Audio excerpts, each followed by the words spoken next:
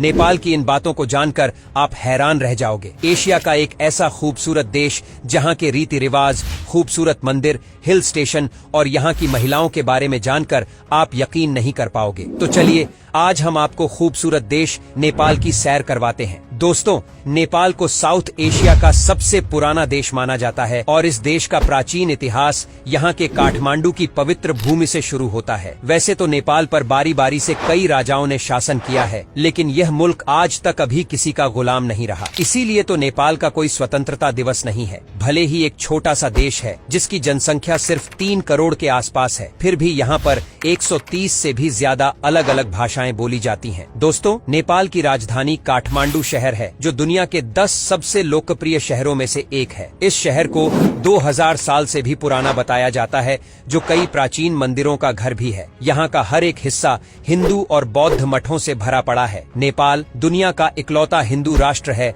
जहाँ पर 80% हिंदू, 9% बौद्ध और 11% में अन्य धर्मों के लोग रहते हैं। इस देश की सबसे बड़ी पहचान है माउंट एवरेस्ट और हिमालय। और साथ ही आपको बता दूं कि दुनिया के 10 सबसे ऊंची छोटी यू में से 8 यहीं पर मौजूद हैं। नेपाल पानी को सुरक्षित करने के मामले में वर्ल्ड में दूसरे नंबर पर है। यहाँ पर पानी को बिल्कुल भी बर्बाद नहीं किया जाता। आपको जानकर हैरानी होगी कि यहाँ ज्यादातर लोग गरीब है, जिसका कारण है फैक्ट्री और बड़ी कंपनी का यहाँ पर न आना। दोस्तों, नेपाल का राष्ट्रीय पशु गाय है, जिसे नुकसान पहुँचाने पर सख्त मना है। यहाँ की करेंसी को नेपाली रूपी कहते हैं, जिसका मूल्य भारतीय रुपए से भी कम है। मतलब कि 1 भारतीय रुपए नेपाल के 1 रुपए 62 पैसे बन जाते हैं। भारत और नेपाल के बीच काफी अच्छी दोस्त है, तभी तो हर भारतीय नागरिक को बिना वीजा और पासपोर्ट के नेपाल में आने की छूट है। केवल एक आईडी कार्ड साथ ले जाना होता है, जबकि बाकी देशों के लोगों को यहाँ वीजा लेना पड़ता है। नेपाल के काफी सारे युवा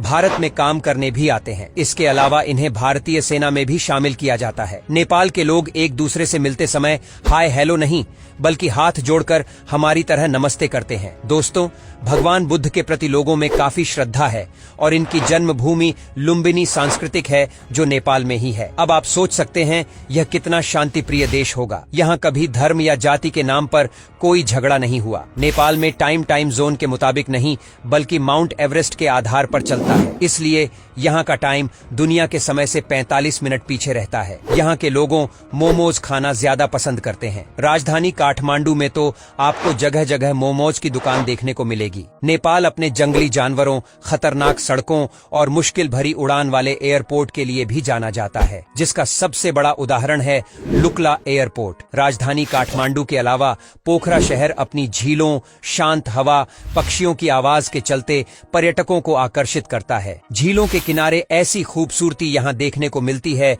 कि आने वाले लोग अपने सारे दर्द और गम भूल जाते हैं। पोखरा घाटी से हिमालय की ऊंची चोटियों को आसानी से देखा जा सकता है। वैसे तो यहाँ अनगिनत मंदिर हैं, लेकिन पशुपतिनाथ मंदिर के प्रति लोगों में अलग ही श्रद्धा है। ये मंदिर हिंदू लोगों के 8 सबसे प्रमुख मंदिरों में से एक है, जो नेपाल के काठमांडू में आता है। चौक और आकार में बने इस मंदिर के 4 दरवाजे को चांदी से बनाया गया है। इसके ऊपर शेर का चित्र भी लगा हुआ है। मंदिर के आसपास भी सुंदर नजारे दिखाई देते हैं। नगरकोट यह एक हिल स्टेशन है जो काठमांडू से 32 किलोमीटर दूर है। लगभग 7000 मीटर की ऊंचाई पर मौजूद इस हिल स्टेशन के बारे में एक बात आपको चौंका देगी कि यहाँ से हिमालय की चोटियों के साथ साथ माउंट एवरेस्ट का सूर्योदय भी दिखाई देता है। हिमालय की गोद में बसा नेपाल 10,47,151 स्क्वायर किलोमीटर में फैला हुआ है। यहाँ पर ज्यादातर लोग खेतीबाड़ी से जुड़े हुए हैं। यहाँ से दूसरे देशों में बड़ी मात्रा में चावल,